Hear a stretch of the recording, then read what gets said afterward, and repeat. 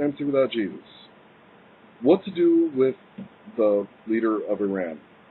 I'm going to assume, and I'm going to parse this in a specific way, I'm going to assume that you're talking about Mahmoud Ahmadinejad and not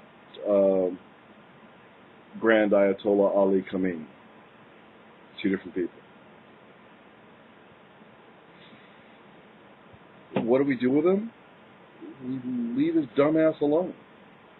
Stupidity is not illegal. He's allowed to be stupid. There's a lot of people that are stupid.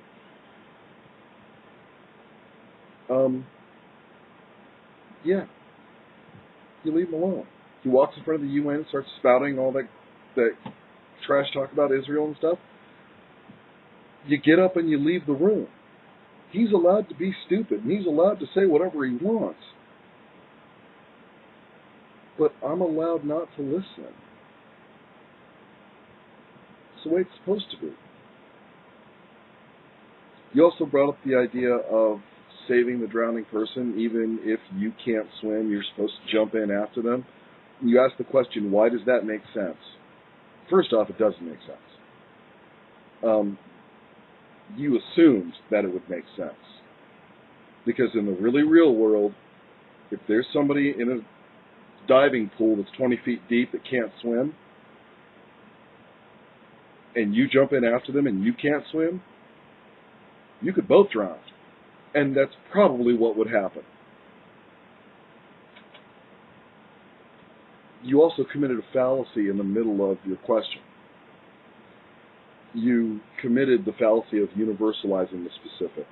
You took a specific situation and your reaction to it and said, this is the norm for everything, without any substantiation whatsoever, which is not the case. Morals are not universal. Nazis from Germany from World War II, show them the black and white footage of Hitler or the SS annihilating the Jews in shower rooms and gassing them. I'm pretty sure some of those people wouldn't have a problem. Because the thing you left out of your analogy with Hitler, Hitler didn't kill 6 million Jews. Nazi Germany killed 6 million Jews. Hitler just introduced the new moral. They believed it. In Japan, in China, when Japan was colonizing the Asian world, there were stories about Japanese soldiers that would behead people day and night. That's all their job was to do, was to eliminate people who did not conform to the new rule set. And they would kill constantly, day in, day out, hour after hour, from sunrise to sunset. And there are stories from some of these people, some of these Japanese soldiers that are online that you can read, about their arms being so tired that they couldn't lift the chopsticks at the end of the day in order to eat their bowl of rice.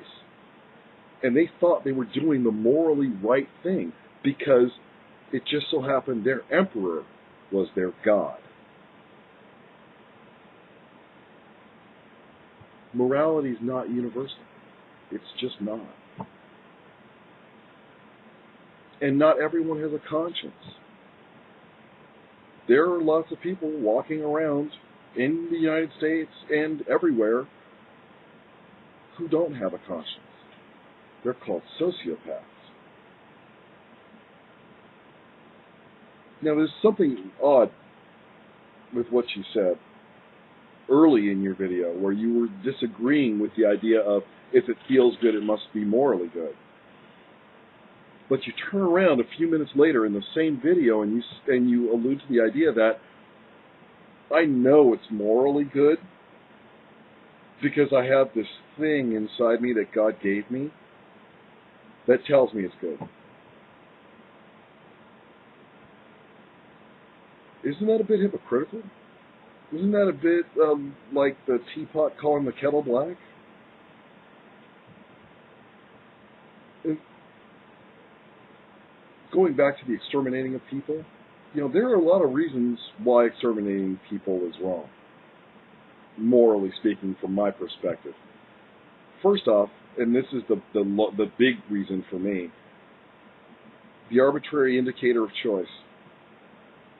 I do not and have not seen a reason why we should be killing off people en masse like that. We're going to just go kill Jews.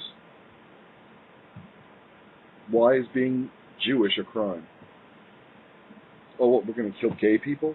Why is being gay a crime? We're going to kill Asian people, black people? We're going to kill Afghanis, Pakistanis, Chinese, Japanese? Why? Why does coming from a different country, why is that a crime? You also say that miracles happen. And they happen every day. And that, they may not happen to me, that I may read a story. Just because I can't explain a thing does not mean it's a miracle. You're jumping to conclusions. And you're doing it without evidence. And even if what you say is true, miracles would not necessarily denote communication from a higher power, invisible Skyman. Because these miracles that we're talking about are whimsical at best. I'm pretty sure there's been more than one Christian over the course of time that prayed for the Colosseum to be destroyed. That didn't happen. But Samson can collapse this other place over here,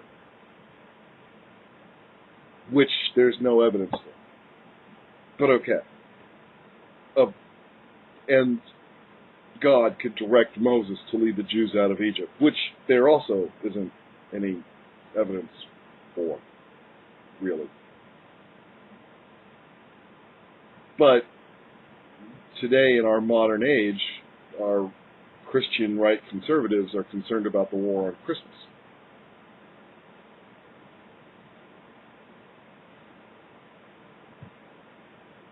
And on a side note, thank you for being more respectful in your last video. I appreciate it.